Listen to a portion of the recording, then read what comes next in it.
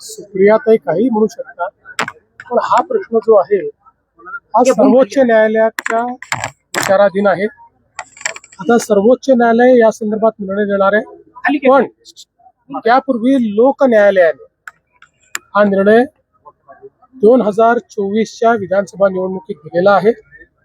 आणि लोक न्यायालयाने शिवसेना ही सन्माननीय एकनाथराव शिंदेजींची आणि राष्ट्रवादी ही अजितदादा पवारांची आहे, यावर शिक्कामोर्तब केलेला आहे.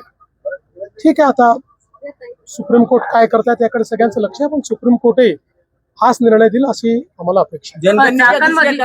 अधिवेशनाची सूचना जारी केलेली आहे. पहिल्यांदा जातनिहाय माहितीची नोंद त्याच्यामध्ये भरली जाणार.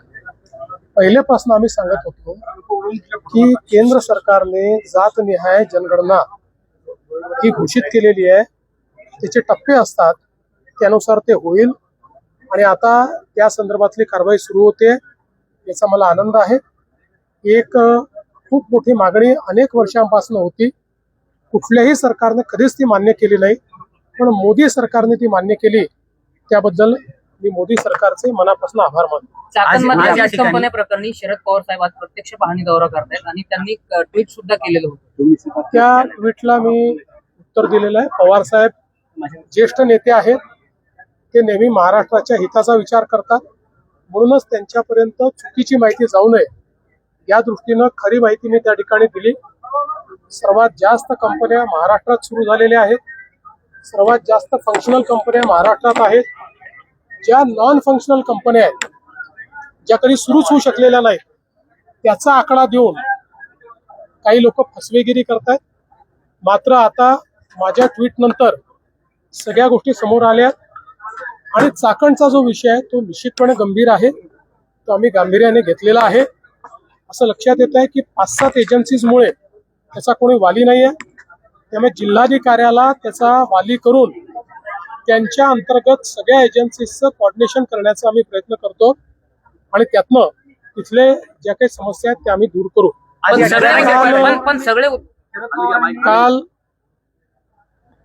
खरं म्हणजे लोकसभेचे विरोधी पक्षनेते श्री राहुल गांधी यांनी जो छिछोरेपणा केला तो कुठल्याही परिस्थितीत अशोभनीय अशा प्रकारचा आहे. ज्या प्रकारे देशाच्या प्रधानमंत्र्याचा तर अपमान केलाच, पण त्याचवेळी इटलीच्या महिला राष्ट्रप्रमुखाचा इतक्या खालच्या दर्जाला जाऊन त्यांनी जो अपमान केला, या देशामध्ये अशी छिछोरगिरी यापूर्वी कुठल्याही नेत्याने केली नव्हती. गल्लीतले नेते देखील अशा पद्धतीनं वागत नाही. खरं म्हणजे माझं तर असं मत आहे की राहुल गांधी आणि संदीप दीक्षित यांनी राष्ट्राची माफी मागितली पाहिजे. कल भारत की लोकसभा के विपक्षी नेता और कांग्रेस पार्टी के नेता राहुल गांधी, इन्होंने जो छिछोरापन दिखाया, इसको छिछोरेपन के सिवाय दूसरा कुछ कहा नहीं जा सकता. ऐसा छिछोरा नेता इससे पहले भारत ने कभी देखा नहीं. जिस प्रकार से मंच के ऊपर प्रधानमंत्री जी को तो अपमानित किया, लेकिन इटली की एक महिला राष्ट्र प्रमुख को जिस प्रकार से अपमानित करने का काम हुआ.